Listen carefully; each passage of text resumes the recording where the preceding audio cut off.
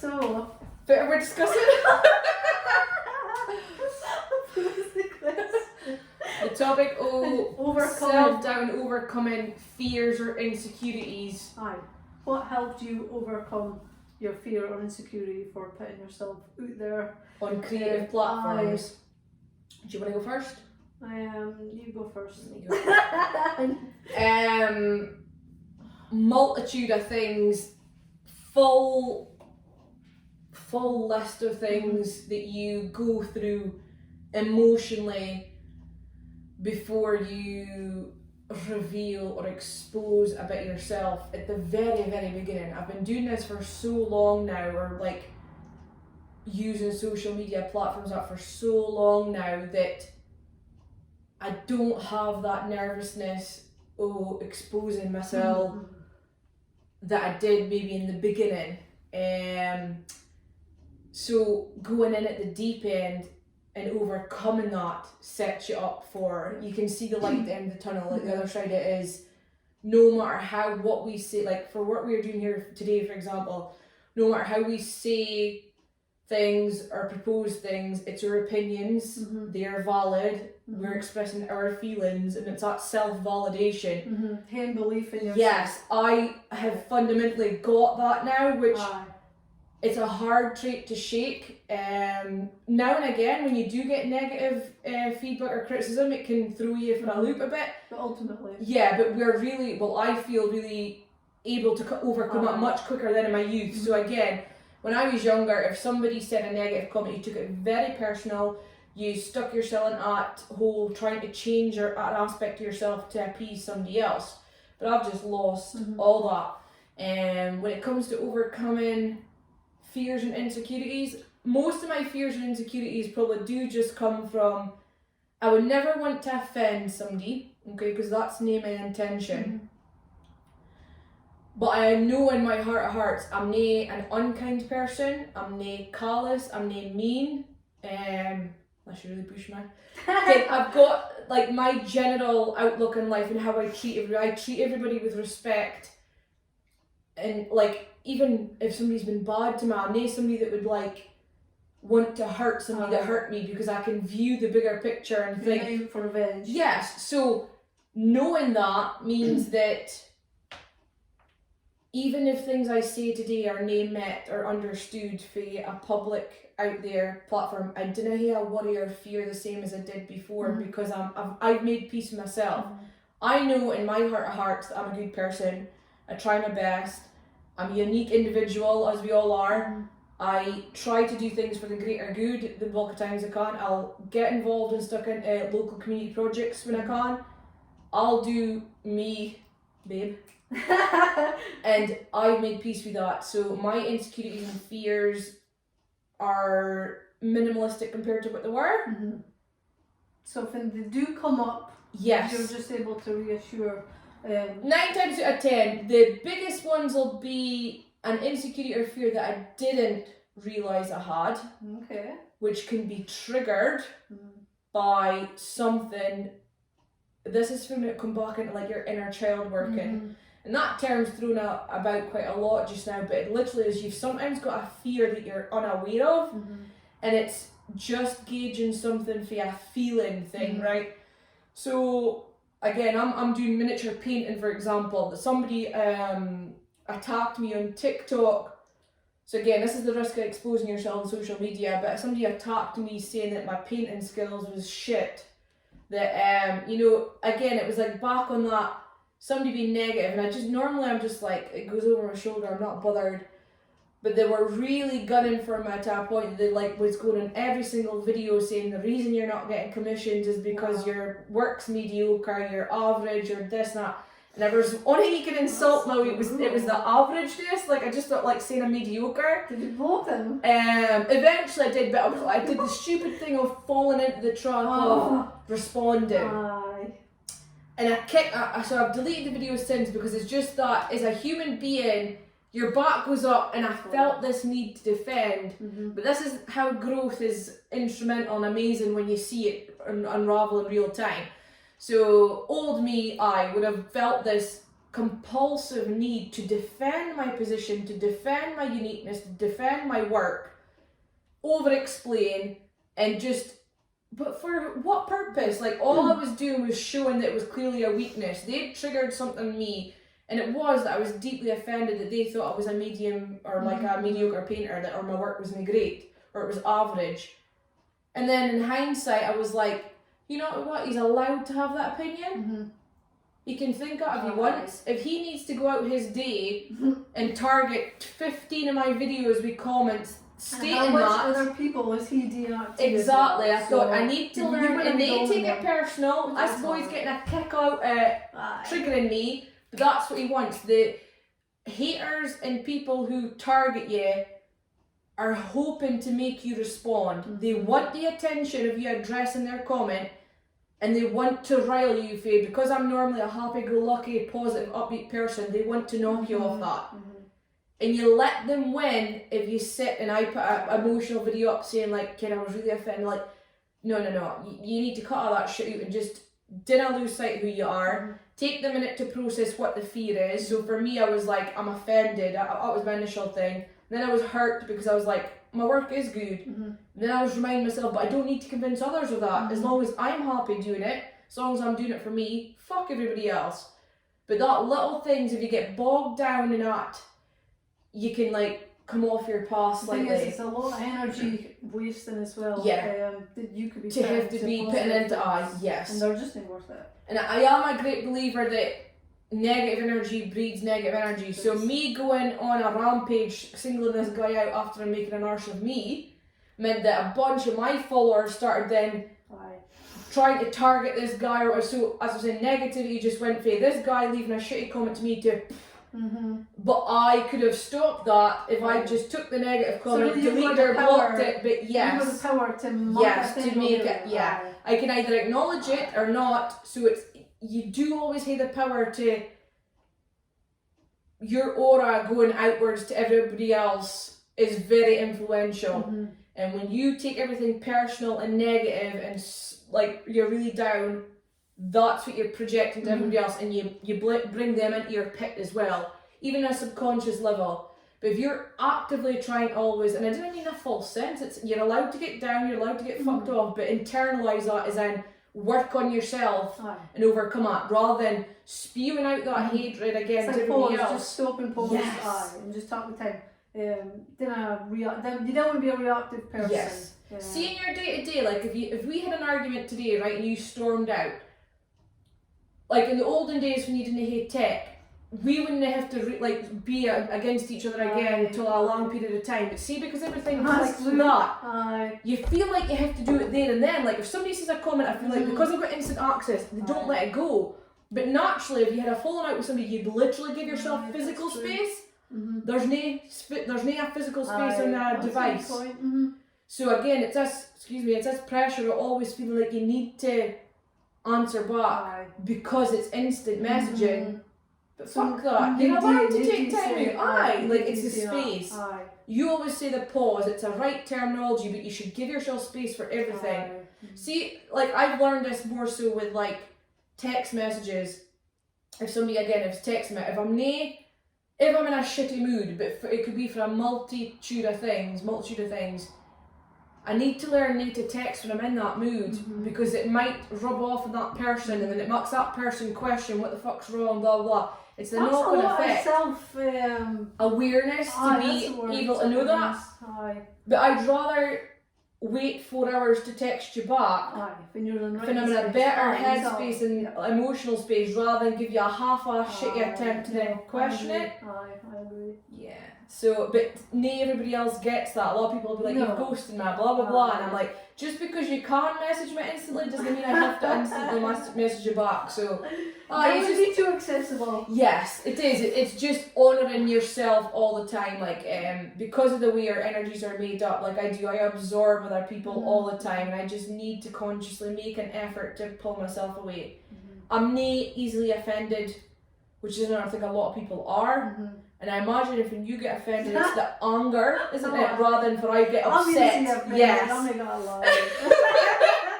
I just mean you've got like this internal how dare you? It's like, You're like, you've got this internal wrath, which sometimes I wish I had. I wish I had that hardiness. That's the only thing.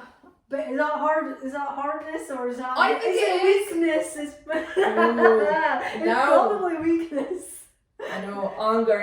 That's a reactive state yes, to be in. Anger is reactive, so you need to rein it in a bit. And then a bit. What are you gonna do next? A little bit. Okay, so what about you when it comes to like insecurities and overcoming them, or only sort of like, have you had a negative experience yet since doing creative? I think I have, which is really lucky. You're lucky. Really lucky. How do you think you would handle it if tomorrow somebody went on your Instagram and said that your artwork was ridiculous because, I'm just being devil's advocate, okay, so say somebody got on and said, oh my god, I think you're an abstract painter and you've never studied it, you don't understand it. If you initially, felt like... It would hurt. Aye. Because I am a soft person, Yeah. so it would hurt.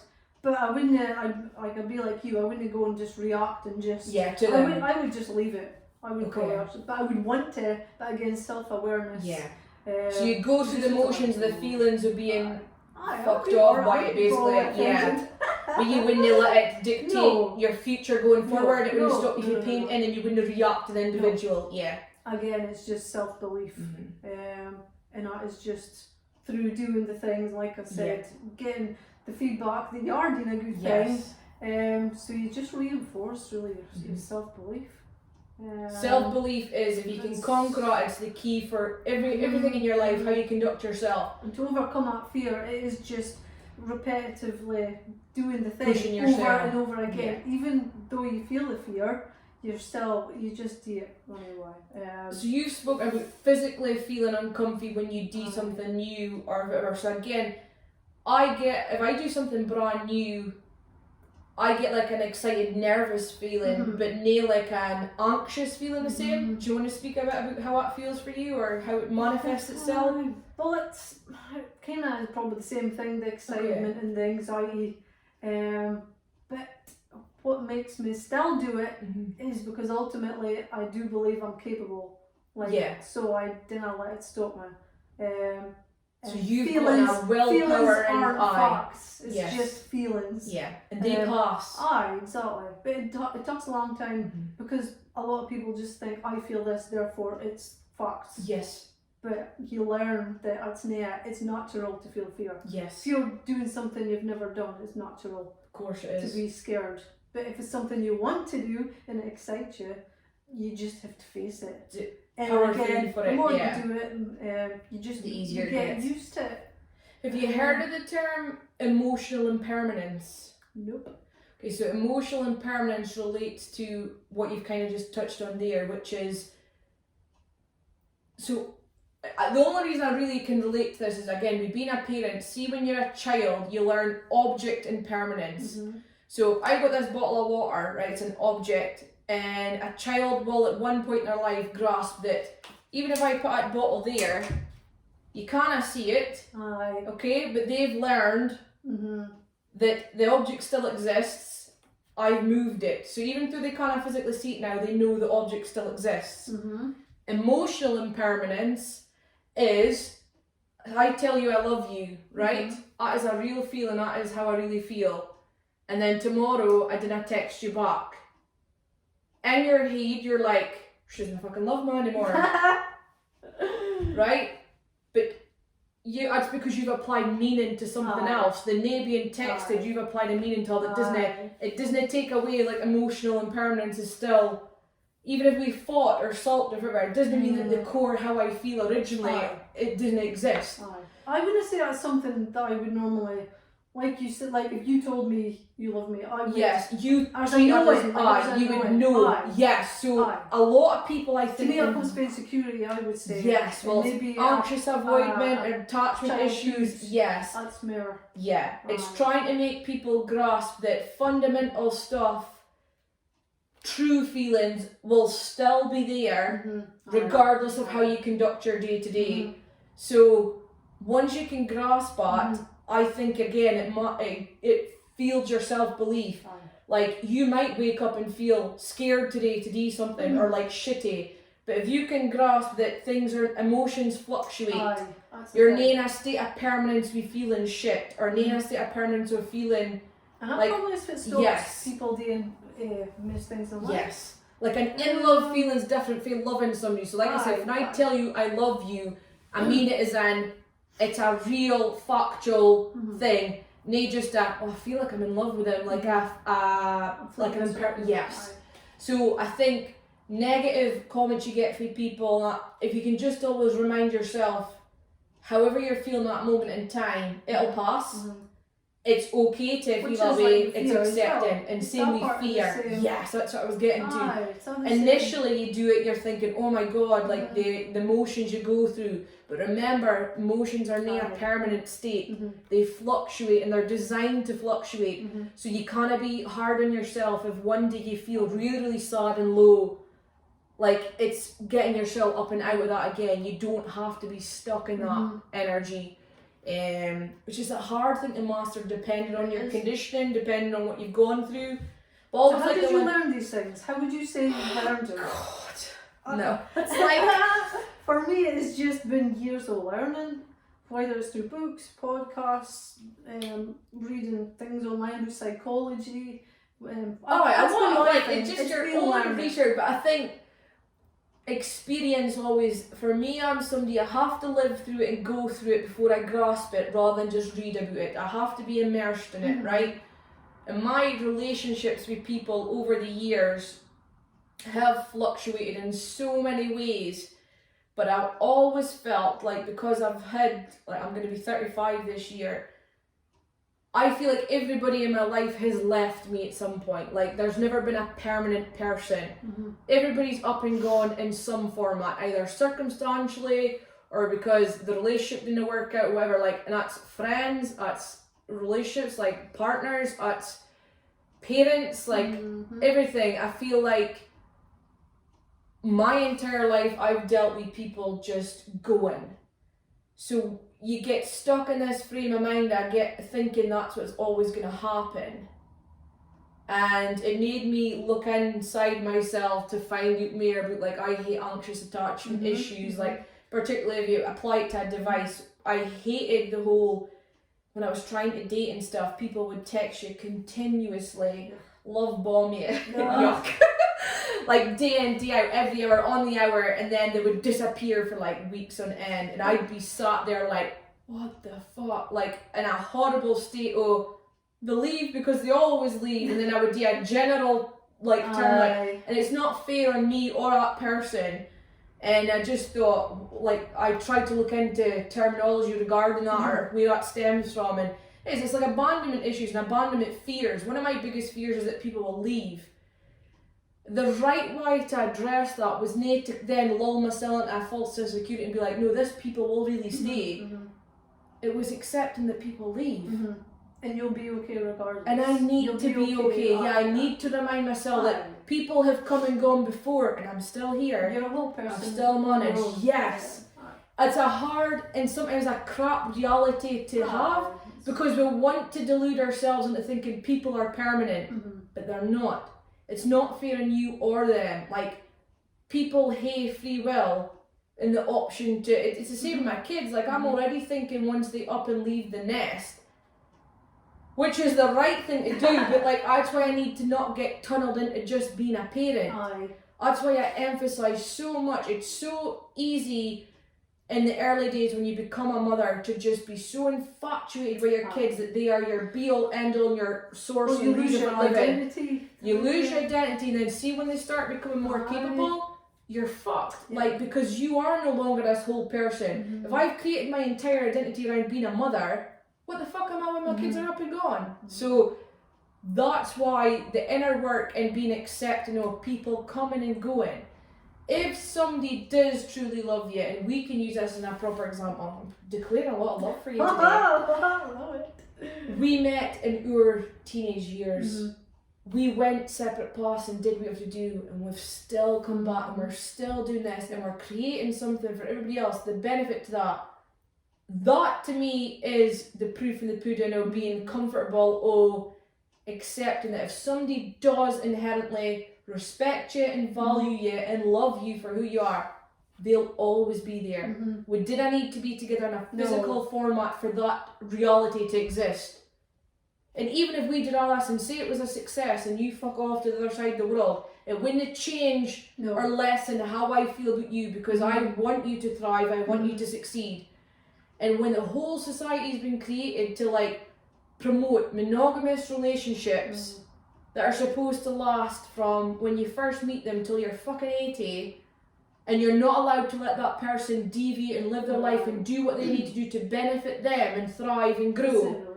No, I really don't believe in that narrative anymore. The more I experience and meet people, somebody I really, really love, I would hate to like clip their wings and be like, you've got to stay here. There's a difference if you've got responsibilities, like raising young kids, for example, is a big responsibility. I expect you to be present and do things to that degree, but not the detriment of you not being able to be who you are and still live your life in a way that you want to. If they want to explore and do stuff and that, you should be on board with that. And if you're on the same page as them and you're a match, it should be exactly that can work. Anyway. Yeah. Because you'll probably want to do the travelling. I'd want the freedom to help you. You want somebody that would respect you and understand you enough to allow you that side of yourself as well, you know? That's why like the traditional marriage setup is wonderful when it's spawned to you as a kid like a fairy tale story, but the reality in a world the way it is just now, especially when women have the freedom to pursue careers and other exploratory things as well, it's just not realistic to try and confine abdi and shut them down and minimise what they're able to achieve and do and explore should they wish. And there's nothing wrong with traditionalism either. Like if the right person came along for me tomorrow and they wanted me to just be like barefoot and pregnant in their house for like the next 50 years. Really? Sometimes I'm drawn to that because I think I'd rather shut this off, like sometimes, because but I feel like it is a waste. Like I feel like there's too much of this. I love the mother and only do not aspect, but I didn't want that just to be me, because that's what I'm saying. Eventually kids go up and grow.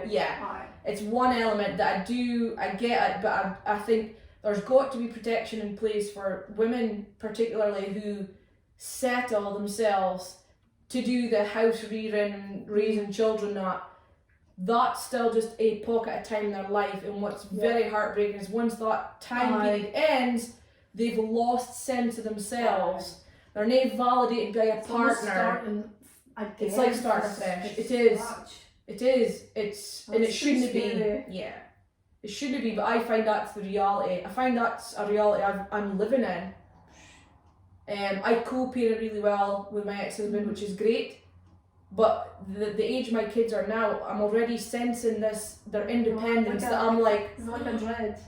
I do. If we were speaking about fear, probably some the other things. Mine would be the same. Just because for the last few years, I'm like, it's like you get a sadness. It's like, I would be like, like I'm just gonna think they're going up and leave me one day. They say that they're leaving me, but they need to. They need to live their life. You're not alone in that feeling. Yes, because probably I would say most parents who are bond with their children are like aware of the impendingness of. The thing is, at least that just happened.